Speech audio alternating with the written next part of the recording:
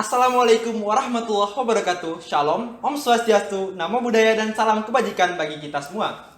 Yang mulia Dewan Juri yang terhormat, serta para pengamat hukum sekalian yang berbahagia. Perkenalkan, kami dari tim Universitas Mataram 2 dengan saya sendiri Abdul Qadir Jailani sebagai pembicara pertama yang akan bertindak sebagai tim pro pada perdebatan kali ini. Kemudian di samping kanan Saya Arda Yomi sebagai pembicara kedua dan pada kesempatan kali ini akan bertindak sebagai tim kontra. kemudian di samping kiri Saya Agung Damara sebagai pembicara ketiga sekaligus penyampaian kesimpulan pada perdebatan kali ini. Dewan Juri yang terhormat. Adapun mosi perdebatan kali ini adalah Dewan ini mendukung penambahan masa jabatan Presiden menjadi 3 periode. Dan terimalah salam dari kami. Salam konstitusi! Lex pros vicit, non des vicit. Hukum melihat ke depan, bukan ke belakang. Yang mulia Dewan Juri yang terhormat, problem ketidaktuntasan pembangunan di Indonesia merupakan persoalan yang dihadapi Indonesia setiap tahunnya. Hal tersebut merupakan akibat dari ketidakkonsistenan manajemen perencanaan pembangunan sebagai konsekuensi dari pergantian pemimpin yang hanya dibatasi pada 2 periode saja. Bahkan, satu-satunya alasan kuat pemerintah dibalik ketidaktuntasan pembangunan adalah dengan melimpahkan ketidaktuntasan program pembangunan kepada RPJPN. Dalam hal ini, Friedrich von Hayek menyatakan ketidaktuntasan pembangunan suatu negara ibarat penyakit yang tertumpuk. Semakin lama ia dituntaskan, maka semakin dekat negara itu dengan kematian. Karena itulah, penambahan masa jabatan presiden menjadi 3 periode adalah usulan yang sangat tepat guna terciptanya program pembangunan yang lebih berkualitas ke depannya. Adapun, urgensi penambahan masa jabatan presiden menjadi 3 periode diantaranya adalah: yang pertama, ketidaktuntasan program pembangunan di Indonesia yang merupakan konsekuensi dari limitasi jabatan presiden yang hanya dibatasi pada 2 periode saja. Yang mulia Dewan Juri yang terhormat, apabila kita merujuk pada laporan Kementerian PUPR RI yang menyatakan ada 19 proyek yang tidak dapat diselesaikan pada masa kepemimpinan SBY. Hal ini disebabkan karena tidak cukupnya waktu menjabat yang hanya dibatasi pada 10 tahun atau 2 periode saja. Dan presiden selanjutnya yakni Joko Widodo yang tidak melanjutkan pembangunannya pada periode sebelumnya sehingga membuat negara merugi sebanyak 500 triliun rupiah. Dewasa ini, laporan lanjutan dari Menteri PUPR RI pada masa jabatan Jokowi Ma'ruf dengan Kabinet Indonesia Maju masih ada sekitar 51% program pembangunan yang belum terlaksana ataupun selesai dan diperkirakan membutuhkan waktu yang lama. Sedangkan jabatan Presiden Jokowi hanya dibatasi sampai 2024 saja dan tidak ada kepastian presiden selanjutnya akan meneruskan pembangunannya atau tidak. Yang kedua, percepatan penuntasan rencana pembangunan jangka menengah nasional akan lebih efektif dengan menambah masa jabatan presiden. Yang mulia Dewan Juri yang terhormat, serta para pengamat hukum sekalian yang berbahagia, tujuan utama dari RPJPN tahun 2005 sampai dengan tahun 2025 adalah dengan mewujudkan sasaran pembangunan jangka menengah tahun 2020 sampai dengan tahun 2024 melalui percepatan pembangunan di berbagai bidang dengan menekankan terbangunnya struktur perekonomian yang berkualitas. Interupsi. Silahkan saudaraku. Dewan Juri yang terhormat, justru dengan memaksimalkan RPJPN akan dapat menyelesaikan problem ketidaktuntasan pembangunan. Karena itulah sangat tidak tepat mendalilkan bahwa RPJPN sebagai urgensi untuk menambahkan masa jabatan presiden menjadi 3 periode. Namun, yang mulia Dewan Juri yang terhormat, fakta membuktikan bahwa RPJMN tahun 2020 sampai dengan tahun 2024 telah mengutamakan Sustainable Development Goals, di mana target-target dari 17 tujuan pembangunan berkelanjutan beserta indikatornya telah menjadi bagian yang tidak terpisahkan dalam 7 agenda pembangunan di Indonesia.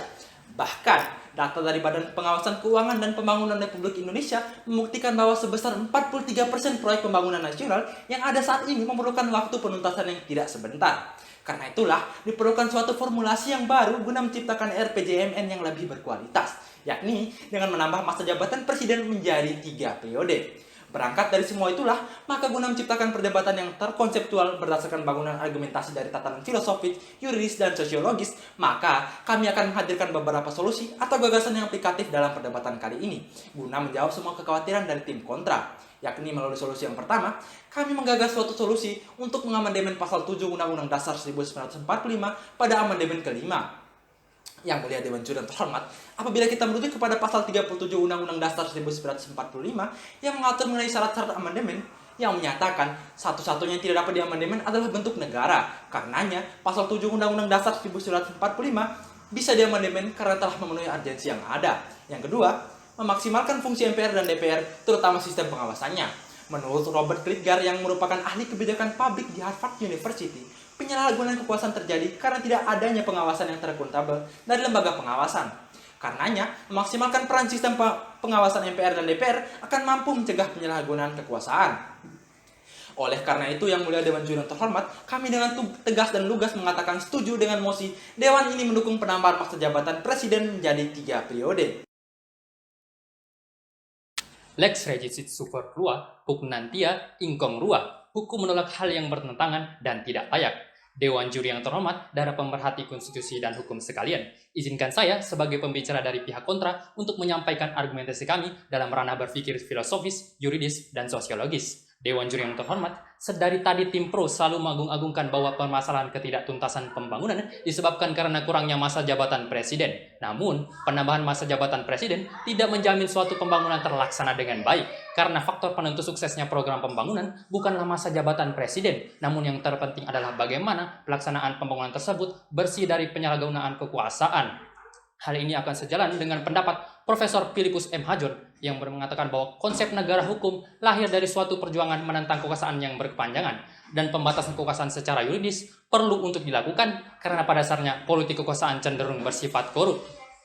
Konstitusi sendiri telah mengatur dalam pasal 7 Undang-Undang Dasar 1945 yang menyatakan bahwa presiden dan wakil presiden hanya dapat dipilih untuk 2 periode saja. Tentunya pasal ini dapat diubah dengan mekanisme amandemen yang sah. Namun jika kita melihat kembali latar belakang dari lahirnya pasal ini, tidak lepas dari pertimbangan yang matang atas kondisi kedaruratan ketatanegaraan Indonesia dan maraknya penyalahgunaan kekuasaan pada masa Orde Baru. Sebagaimana juga telah disampaikan oleh Lord Acton yang mengatakan bahwa kekuasaan cenderung korup, namun kekuasaan yang absolut adalah sepenuhnya korup. Masuk ke bangunan argumentasi kami yang pertama, mengapa kami tidak setuju terhadap mosi perdebatan kali ini adalah masa jabatan presiden yang panjang dapat menghambat adanya regenerasi kepemimpinan.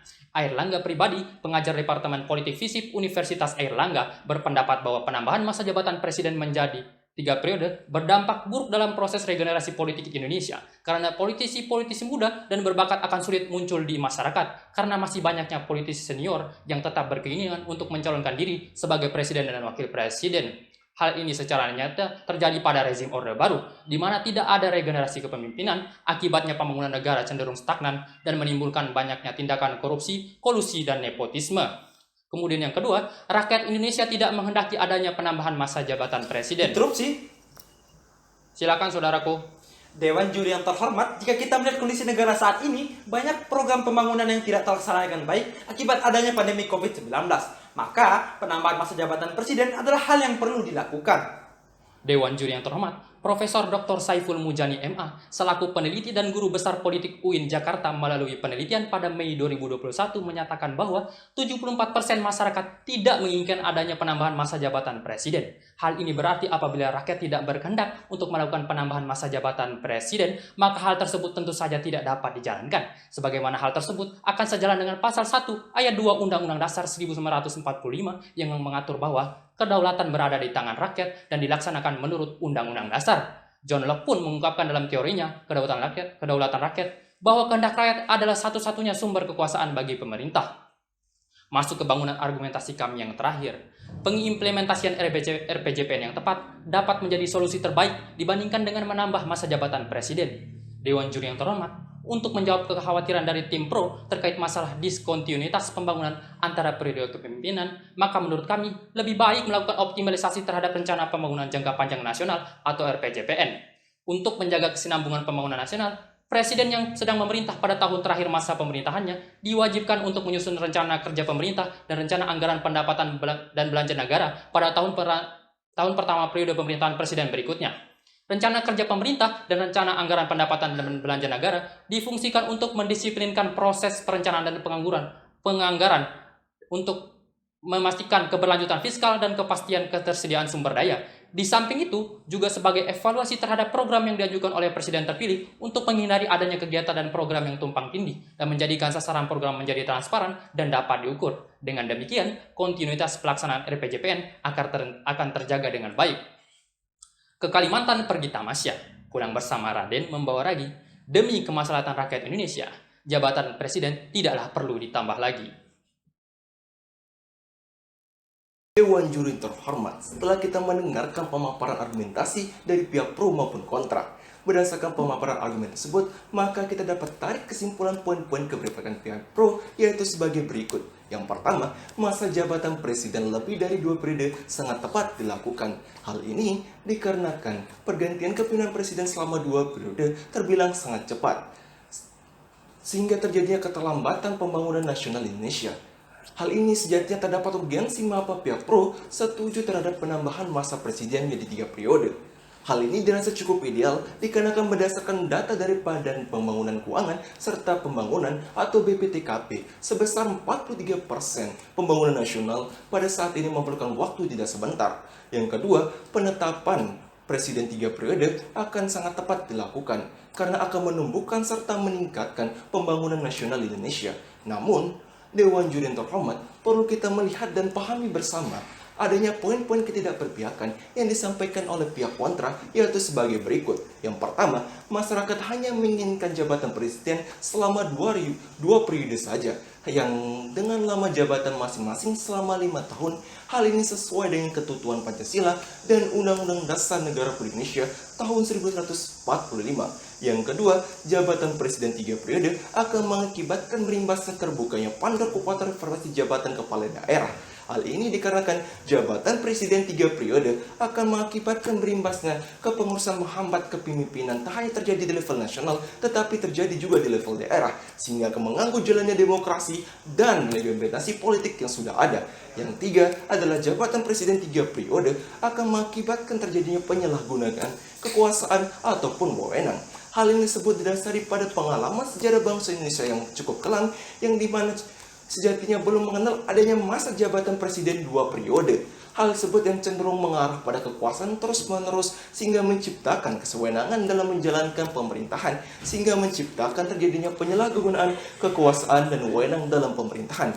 Yang keempat, menetapkan presiden 3 periode tidak ada dapat pun menghasilkan kemaslahatan apapun berarti bagi masyarakat, justru meningkatkan maraknya terjadi korupsi di pemerintahan. Terlepas terjadinya argumentasi dari pihak pro maupun kontra, maka saya sebagai pembicara ketiga sekaligus penyampaian kesimpulan pada mosi perdebatan kali ini mengajak untuk ikut bersama-sama untuk ikut serta dalam hal upaya meningkatkan program pembangunan nasional Indonesia. Maka dari itu, sebagai rakyat Indonesia yang baik, mari kita satukan visi misi kita sebagai rakyat Indonesia untuk membangun serta membuat ide gagasan terbaik guna untuk menciptakan pembangunan nasional Indonesia. Sekian dan terima kasih. Wassalamualaikum warahmatullahi wabarakatuh. Salam Swastiastu, Namo Buddhaya, dan salam kebajikan bagi kita semua, dan salam konstitusi.